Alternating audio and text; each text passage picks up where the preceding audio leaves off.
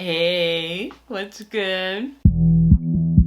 So as you can see in the title, I'm gonna be doing some Spanish studying tonight. I had a very long day, but we're still gonna get our studying on. I was in a very big mood to study Spanish today. I haven't been studying Spanish as much as I wanted to this past summer. But anyways, let's just get right into the studying.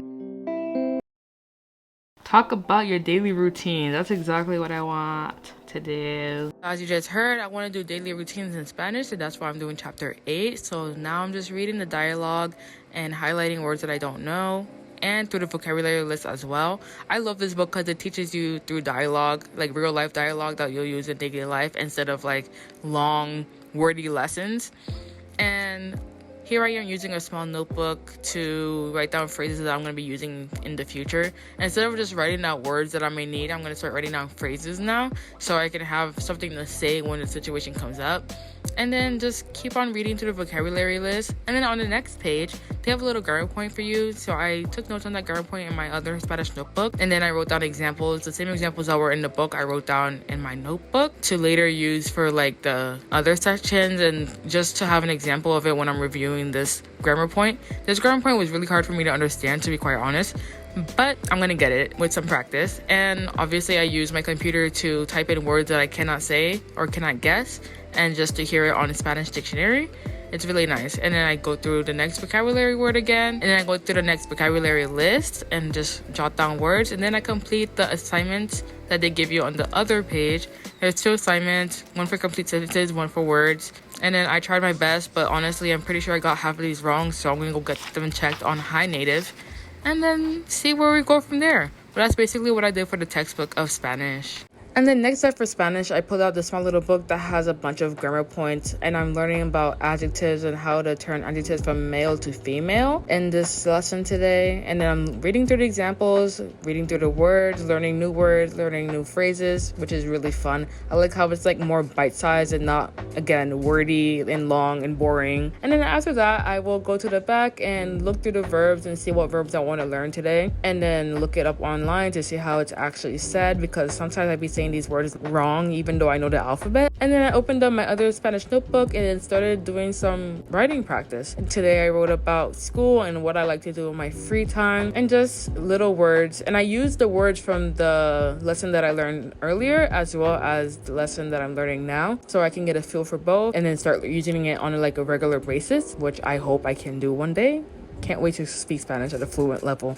But for now, we're just doing that, and basically really fun. I enjoyed doing a short little session. It wasn't too long, so I wasn't too overwhelmed or anything. And then I looked up the word for health, because I just wrote health in red there, but it's actually salud, I think. And so yeah, I learned that word as well. And now time for my favorite part. So during this next part of studying, I like to dissect a song that I really like in the language that I'm learning. Today's song is Contigo Quiero Estar by Selena y Los Dinos. And I'm only doing the first verse and chorus because I did not want to overwhelm myself. Usually I overwhelm myself by doing the whole song, and that usually makes me not want to study. I start to get, like I said, overwhelmed, and what's the word I'm looking for?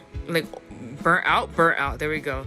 So basically, I'll just read through the song out loud, or I'll hear it with the song and then highlight words that I don't know. And then later, I'll look up those words and then just jot it down next to the lyric that I didn't know. And then after jotting down all the words I didn't know, I'll listen to it again. And then I'll go through it and then try to translate it into English on my own. Now, the new knowledge that I have plus the old knowledge that I already had.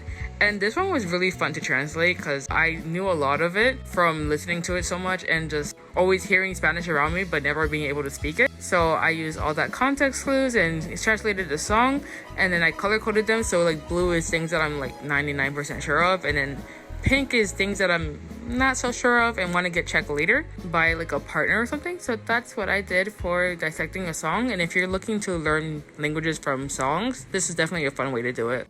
And now it's time to watch some Netflix. I will have this book in hand to write down phrases that I would think I need during the episode. I'm only watching one episode because it's late.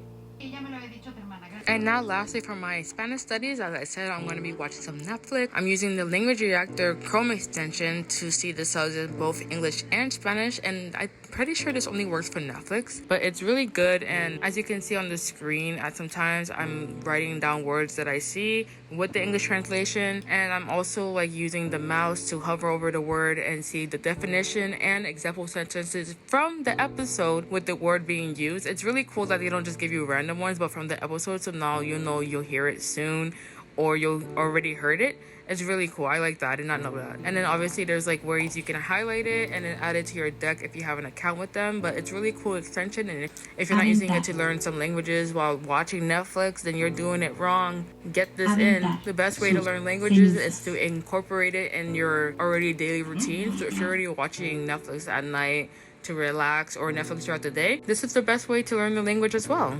And then have a little notebook on the side to write down phrases you'll need in the future. Or you can just jot it down on your phone, but I like to write it down because I remember it better. Alright guys, and as for this video, that was it. So our total study session was 1 hour and 15 minutes, and that's perfect for me because now I can go to sleep. But it was a really fun Spanish session and I can't wait to do this again. But anyways, that's for this video. This is it. If you like this video, give it a thumbs up, subscribe down below. Want to share this video, share it, and yeah, that's it. I'll see you guys in the next video. Peace.